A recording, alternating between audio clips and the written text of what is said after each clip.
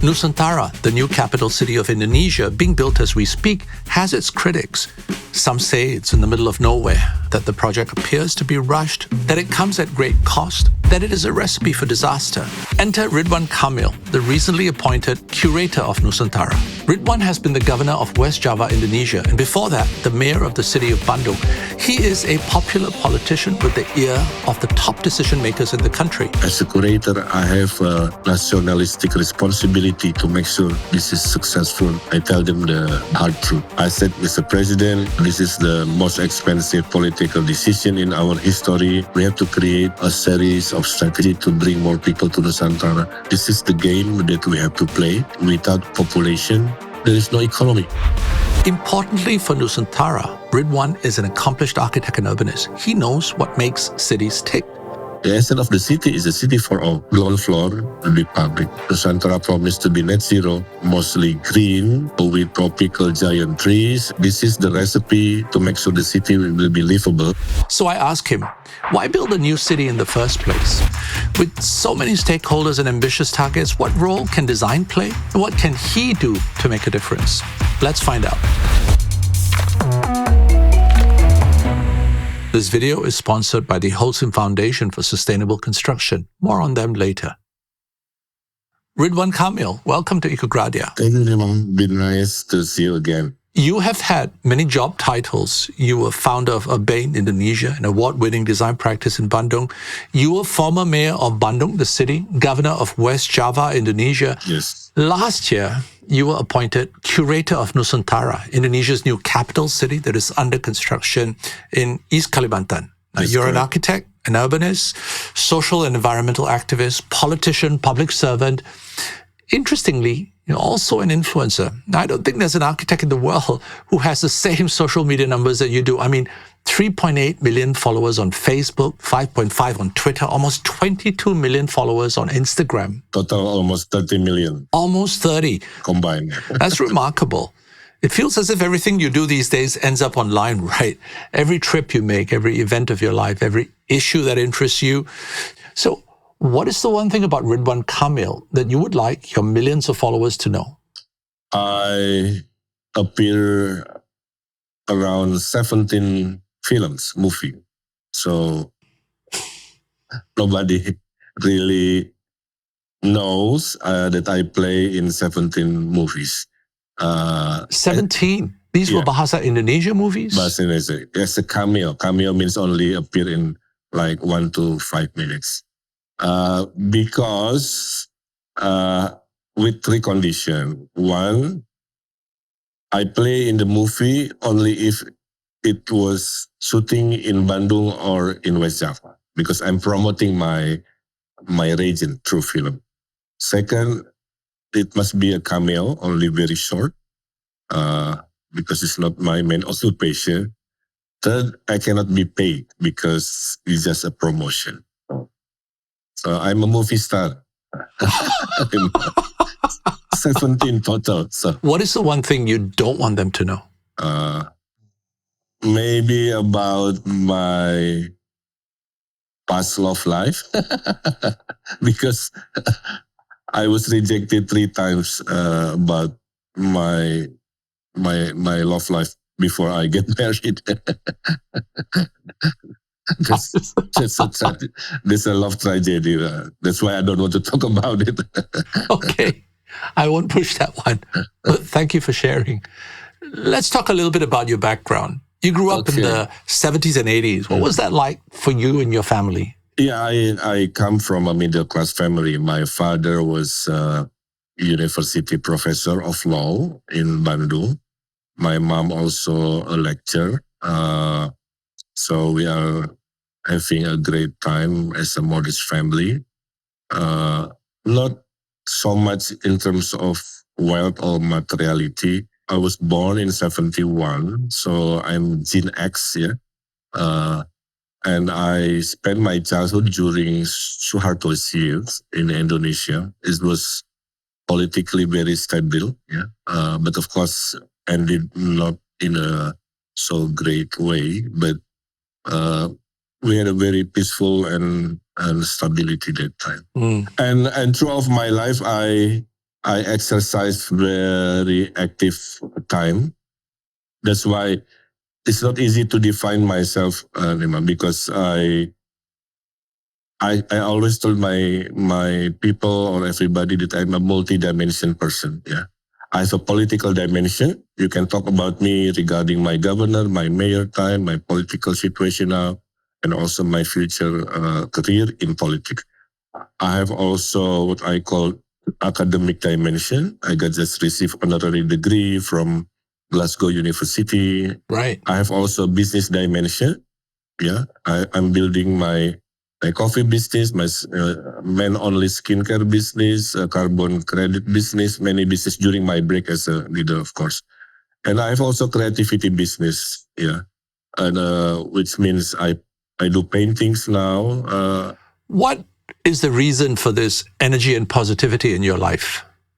Yes, I think I have to give the credit to my father and my mother, especially my mom, because throughout my life, my mom always give me advice to be kind to people, that everything is temporary. You cannot be arrogant whenever you have something big. Yeah. So I think throughout my life, the compassionate value coming from my mom is really inside me up till now. That's why professionally, yes, I've been doing architecture as a profession. But besides that, I was very active in social and community organization, making change in the small scale level to the bigger thinking level. And that's the reason why I'm such a productive and also a very calm and happy person. Today, you're considered one of the leading voices in Indonesia's national politics. That's correct. Your job title is Curator of Nusantara. But before I ask you what that means, tell me, why does Indonesia need a new capital city? Yes, I think that is the very fundamental questions. I think the idea of having the capital for the Republic of Indonesia has been there for a long, long time. So this is not the idea of the President Jokowi. It's been there since the colonial time. So in 1920s, the Dutch colonial government was created a plan to move the capital from Batavia, now Jakarta, to other cities, because Batavia then was not fit to be the capital of colonial government. There was a pandemic called malaria sundanica, killed many residents of Batavia, for example. There was a sense of lack of defense because it's near to the coastal. So Bandung was chosen in 1920s to be the capital of colonial government in Indonesia. But it was stopped and slow because of the Great Depression in 1929, and it was completely stopped during the Japanese invasion in 1942. Then Sukarno, the first president, also coined the terms of moving the capital to Kalimantan. It was chosen the city of Palangkaraya, exactly in the middle of Kalimantan, but it was never been built because that time no money, yeah, because Indonesia was just about only a few years getting independent. Yeah.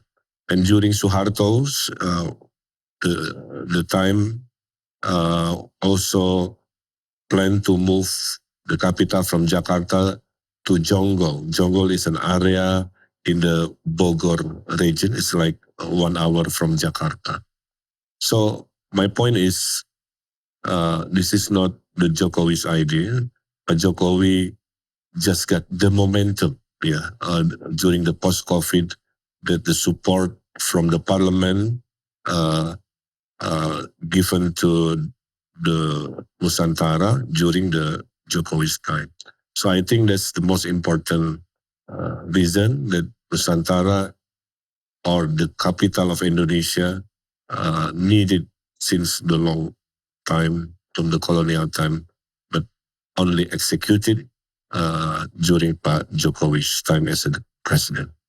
If you read criticisms of past custom-built capital cities like Brasilia or Canberra, the common complaint is that they're not great examples of vibrant cities. I mean, how will Nusantara avoid the past mistakes of others?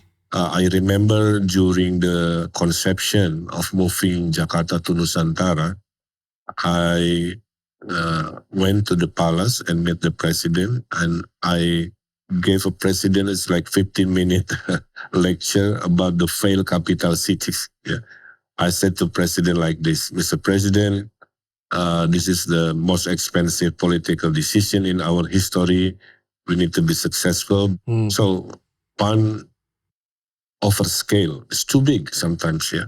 Second, there was no concept of how to bring people because usually the new capital from zero, from scratch, there is no population. So again, I told our president, let's scale down the projects, yeah, to make it compact cities better.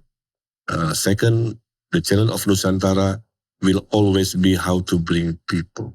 Right. If you want to build a city, the scale, I advise not too big. Second, bringing a policy how to entice or attract people coming to Nusantara. And third one is, of course, the city is for everyone.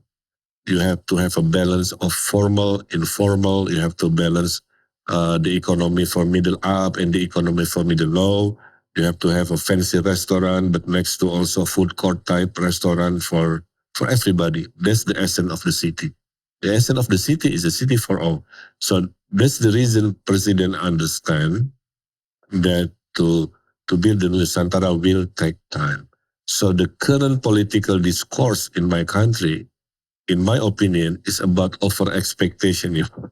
They expect that Nusantara will be finished in very short period of time and successful and become like Jakarta. It takes 15, 20, maybe 50 years to be a city. I told Mr. President, one capital from scratch that I applaud is Washington DC, but it takes, I don't know, hundreds or more years to be a Washington DC that we know today. The density, the people, the population, the vibrancy, and so on and so on. The rest, mostly failure or mostly unsuccessful.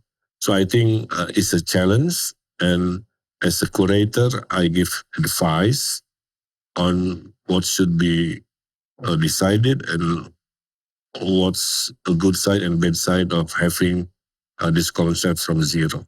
So I told also the president, we cannot put 100% money from the government or federal money. We have to combine with investor money because to be a city, you need a balance between the government plan and also the private sector plan.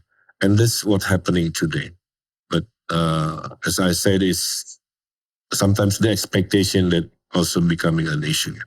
What exactly is your role in the project and what power are you given?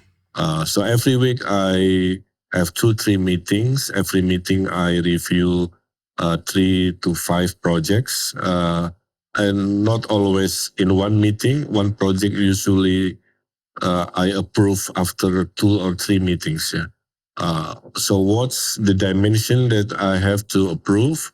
Number one, they have to fit to the vision of the Nusantara because Nusantara promised to be sustainable. So I will check whether they have a green concept and also comply to our, we call it greenship index, yeah, from your energy, from your way of doing things. Yeah. Second, whether the projects also fit to our concept of livable. Because I have to tell you, yeah, 80% project coming to Nusantara is self-centered architecture. It's always like they ignore the connection between the parcel, for example. So I have to become the police to make sure, hey, ground floor is for public use. You have to have connection either at ground floor or bridge level to your neighbor. We promise the world also to be a forest city. So visually, Nusantara will be designed mostly green with tropical giant trees, and behind the giant trees lies architecture. So I said to many architects, if you design your building hidden visually behind the tree, that's good. Yeah. But this is not Jakarta. I don't want you to copy the Jakarta image to Nusantara, where the architecture takes too much attention to your visual experience. In Nusantara, the big trees, the tropical trees will be the visual that will be observed by the people in the street level, for example. So that's what I do to make sure all these promises of Nusantara to the world will be translated into the design that are built and coming to Nusantara. So that's basically my role. You joined the project several years after it started. What exactly was the state of the project at the time when you came in? How far along was it? I mean, really, you should have been there at the very start of the process when the brief was written. It sounds as if you were brought in to rescue the project. Is that true? So when I came to the post of as a curator, a majority of the project still in the infrastructure level. So there is no so-called rescue issues because everything was in the basic infrastructure. They're building road, they cut and fill some land, for example. Yeah, but there are 2 or 3 projects already built before I arrived.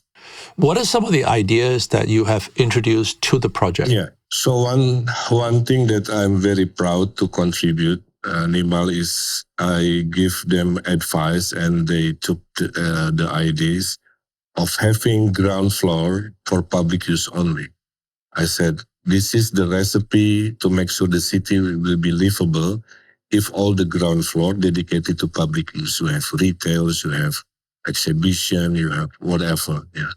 So now in Nusantara is the changing of mindset that you will start your office floor at the upper floor.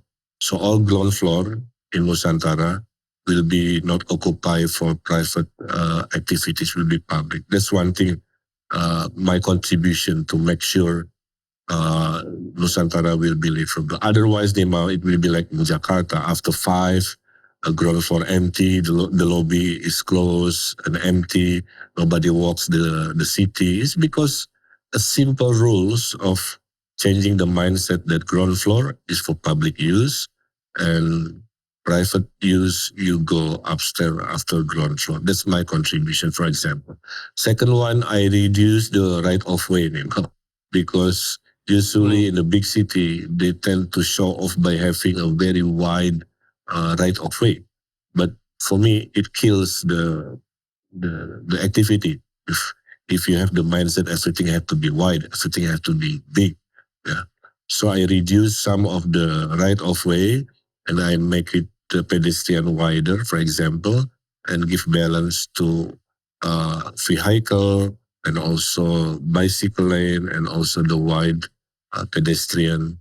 And as you know, Nusantara promised to be net zero. So in Nusantara will be EV only city. There's also something change the mindset of how we do mobility in Nusantara. I said to them, if you can be productive within your parcel, that's good. Yeah, it means you reduce the mobility that unnecessary. For example, we push the connection between building. For example, if you have 5 building within your parcel, we mandatory ask them to have connection by bridges. Connecting the building number 1 to building number 5. So people who wants to go to building number 5 have 2 options: go to ground floor, but sometimes ground floor is not easy because the Nusantara is hilly. But if you have a facility of bridge connection, then from building 1 to building 5, you just walk comfortably.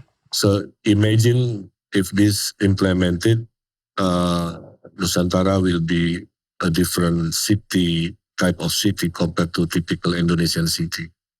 So I think this is a golden opportunity to promote a good urbanism within the Nusantara. Other thing is president asked me, Ridwan, we have to create a futuristic image. So I translate his word into, okay, I asked all the architect not to have a sharp angle on the architecture. So I said, every time you have a sharp angle, you have to make it a curve, like a mobile phone. You have a straight line, but at the end, before you turn, you make it a curve. So if you see all the building in Nusantara, it's all either curvy or straight with a curvy turn in the corner. So this is more like a bit top down image that I push to Nusantara as a curator. I have my own bias, but I think it's for a good reason. Coming up, I asked Ridwan what will set Nusantara apart from other new-built cities. By all accounts, this massive undertaking looks rushed. Or is it? But first, let me quickly tell you about the world's most significant competition for sustainable design, with a total prize pool of $1 million, the Wholesome Foundation Awards. Francis Gehry, the acclaimed architect, won the Global Gold Award in 2012. Prior to winning, few had heard of him, and since, his profile has skyrocketed. At Ecogradia, we celebrate award winners like Gehry. This year, we're spotlighting the 2023 winners in an exclusive webinar series. And who knows, next year, you might well be a part of this inspiring group of changemakers. The portal for online submissions for the next cycle of the Wholesome Foundation Awards is now open, and it will stay open until February 2025. It's free. Find out more in our show notes or at awards.wholesomefoundation.org. Now, Jokowi, the past president of Indonesia who initiated Nusantara, spoke of the new capital city setting a new standard for Indonesia. He talked about this as a city of the future with a new work ethic, a new mindset, a new green economy. Can you walk me through some of the standards, some of the targets that have been set for Nusantara that have the potential to change the conversation today on cities of the future? For instance, it is reported that Nusantara will be net zero carbon emissions. Am I right? Yes. What else will Nusantara achieve that will challenge our understanding of cities? Yes, I think number one, of course, we promised to be a net zero city. So we translated one, the building must have the highest score of the Green Building Code. Yeah. So we have a standard of 130 points to get a gold certificate, for example. So we push all the building must get gold or platinum green certificate, for example. That's one thing we keep. Yeah. Second, we use EV only in Nusantara. So if you come to Nusantara using fossil fuel vehicle, you must be stopped at the perimeter of Nusantara, and you rent a car of EV car that provided by public service, or you transporting yourself using the public transport, also electric-based vehicle. And the power coming from Nusantara now only coming from two. Number one is from the water base, power, hydropower. And second is from the solar. It's already built by our PLN projects. So in the future, 100% electricity power will be coming from renewable energy power.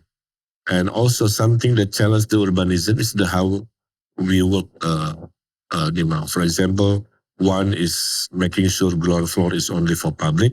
Second is a flexibility working environment. So in Nusantara, we created an interior design that you can work anywhere within the building. So there is no assigned table like our old way of doing things. You can be productive while you're sipping coffee at the ground floor, for example. You can send you can have your Zoom meeting within the forest nearby your office. So we create a digital city that people can be productive anywhere within the premises of Nusantara. So this to give freedom for people in Nusantara to work in any spot within the perimeter of your office. And second one is also the connections. Yeah, we copy the Hong Kong model that you have a connection of street level or bridge level to give productivity and less dependent on car to wherever you go within the Nusantara. I think And lastly is the visual image of forest city. We're not building the Dubai image where you are, served with 100% architectural compendium. In Nusantara, we are pushing the visual of Nusantara to be green, and building try to be disappear behind the trees. That's why during my time as a curator, I asked, where is your forest green within your parcel? I will ask, where is your forest within the facade? And I will ask, where is your forest on the rooftop? So that's why in Nusantara, almost 100%, there is no roof. Yeah, because roof become rooftop, and rooftop we put greeneries and micro forests. That's what I call it. Yeah. So I think combination of this point, in my opinion, will create, if executed successfully, Nusantara will give the new image to what we call the new urbanism and new city. Generally, when plans for a new city are announced, many will express skepticism of how it is to be done, what will be its impact. Let's talk about specific challenges facing the development of new cities. First, there is the challenge of time. I mean, new city takes time to build. The decision to have a new capital was announced by the former President Jokowi in 2019. Construction began in 2022. Phase 1, a government core area for the president, ministers, and key civil servants, was supposed to be up and running in just 2 years. It is not completed yet. Is the project being rushed? Yes, I think you are correct in observing that Nusantara is being rushed above the normal rate of building architecture, building cities. The thing is, the COVID really postponed the deadline, really postponed and changing everything. So the reason why it is being rushed is because Pak Jokowi ending his term as a president, the first phase of IKN on Nusantara will be completed. So that's the fundamental deadline. Jokowi wants to give legacy while waiting the whole city of Nusantara will be finished in the next 20 or 30 years to come. Yeah.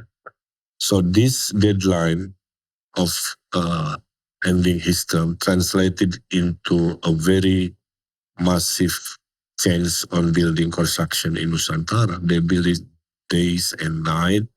That's why some are finished perfect in scheduled time. Some are still struggling because of, material supply to the new area is not easy.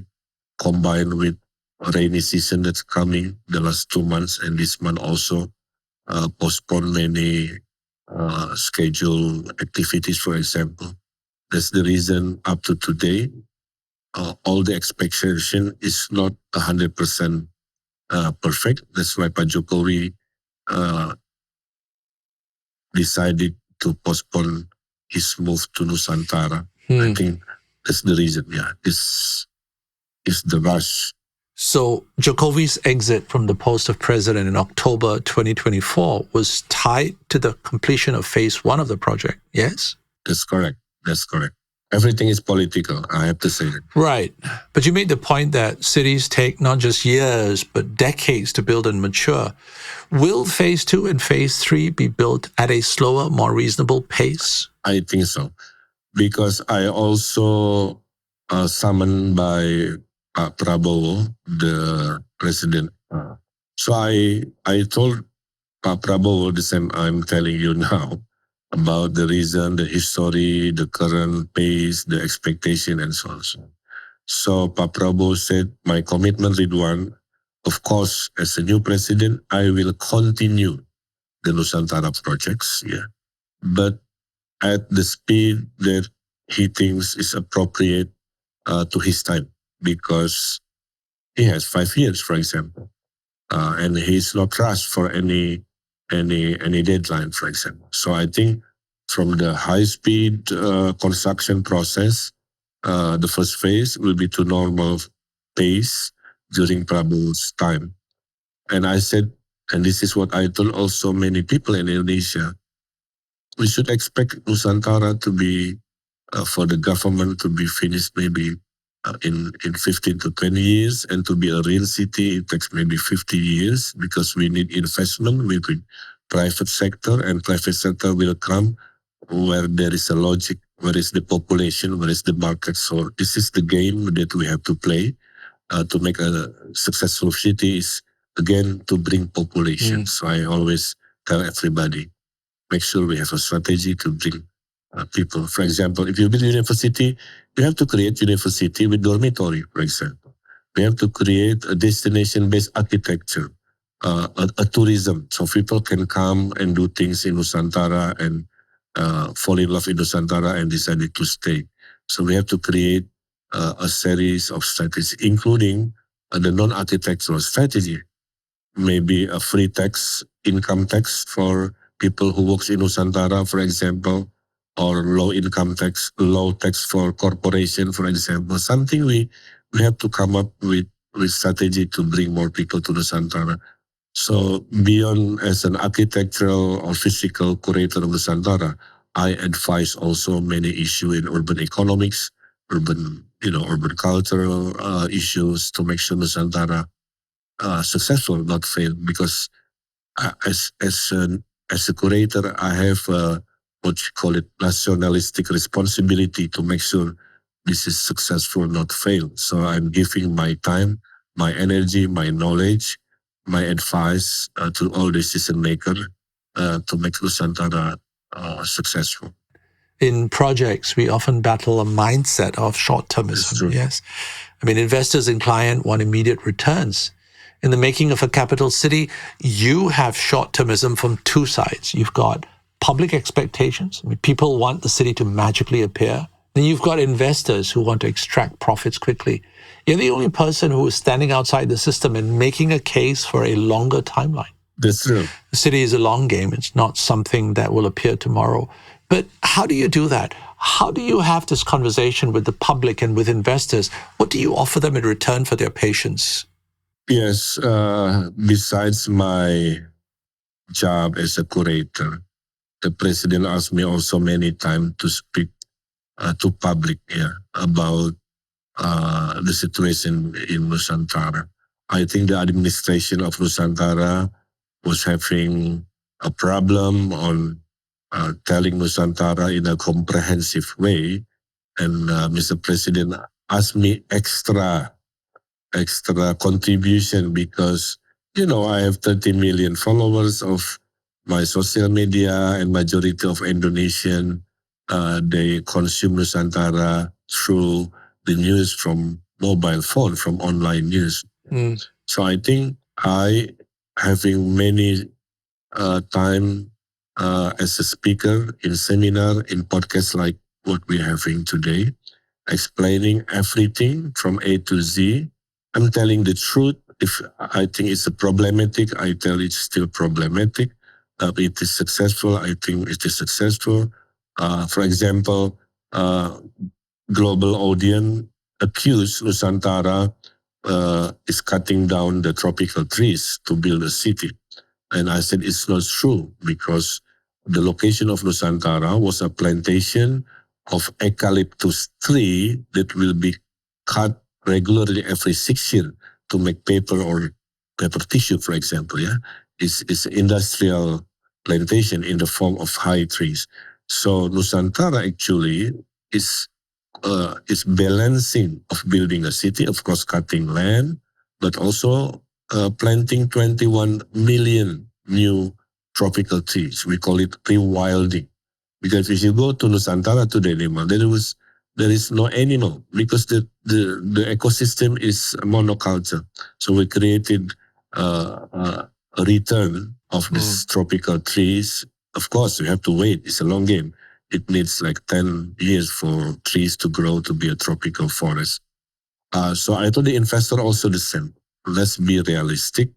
While you are proposing to build a hotel and housing, I advise the administration of Nusantara to create an attractive package for people to move from Java to Nusantara, from Jakarta to Nusantara, to create a sizable population. Again, I tell everybody, without population, there is no economy. Okay, to have the economy, you have to have population. So that's why let's bring more people, create more incentive and attractive concept to bring people to Nusantara. And that's the start of successful city, is to have a good size of population. So I'm telling them not to offer promise about Nusantara. That's why it's a long game. It takes time. And I think I've been telling this many times in television, in YouTube, to make sure everybody understand and have a good expectation. That's why in the early interview of this podcast, I told you, the problem of Nusantara today, majority is over expectation. So I tell them the hard truth. There are a few more hard truths that I would like to discuss with you, Ridwan. For instance, what is the environmental cost of the new city? How will you attract people to visit or to relocate there? How will the Indonesian government raise the capital to pay for everything? Yes. But let's save that for our next episode, shall we? Okay. Ridwan, thank you so much for being with us today. I know your time is a precious commodity for you at this moment. I really appreciate it. Thank you for having me. Thanks also to you for joining in. If you've enjoyed today's talk, look out for the next episode when I resume this conversation with Ridwan Kamil. And if you enjoyed the conversation and haven't done so yet, please subscribe to this channel and press the bell button on this page to always know first when a new video is out. You can also follow Ecogradia on Spotify and Apple Podcasts, on Instagram and other social media, and subscribe to our newsletter on our website at ecogradia.com. Until we meet next, this is Nirmal Krishnani signing off in Singapore.